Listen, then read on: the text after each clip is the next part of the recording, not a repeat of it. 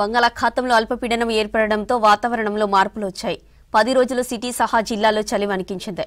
ఇప్పటికే తమిళనాడు, కర్ణాటక, ఏపీలోని పలు ప్రాంతాల్లో అక్కడక్కడ మోస్తరు నుంచి భారీ వర్షాలు కురుస్తున్నాయి.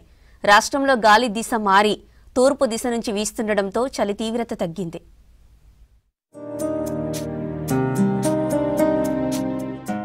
బంగాళాఖాతంలో అల్పపీడనం ఏర్పడడంతో వాతావరణంలో మార్పులు వచ్చాయి. మొన్నటి వరకున్న చలి కాస్త తగ్గింది. గత 10 రోజులు తీవ్రంగా వణికించింది చలి. 2 రోజుల నుంచి తీవ్రత తగ్గింది. అల్పపీడనం వాయుగుండంగా బలపడే అవకాశం కనిపిస్తోంది. దీని ప్రభావంతో రానున్న 3 రోజుల పాటు రాష్ట్రంలో పలు చోట్ల వర్షాలకు ఛాన్స్ ఉందని తెలిపింది వాతావరణ శాఖ. బంగాళాఖాతంలో అల్పపీడనం కొనసాగుతుంది. మలక్కా, దక్షిణ అండమాన్ పరిసర ప్రాంతాల్లో అల్పపీడనం కొనసాగుతుంది.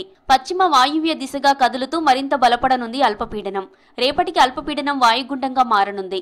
మరింత బలపడి 26 వరకు తుఫానుగా మారనుంది వాయుగుండం. తుఫానుగా మారిన తర్వాత శనియారుగా నామకరణం చేస్తారు.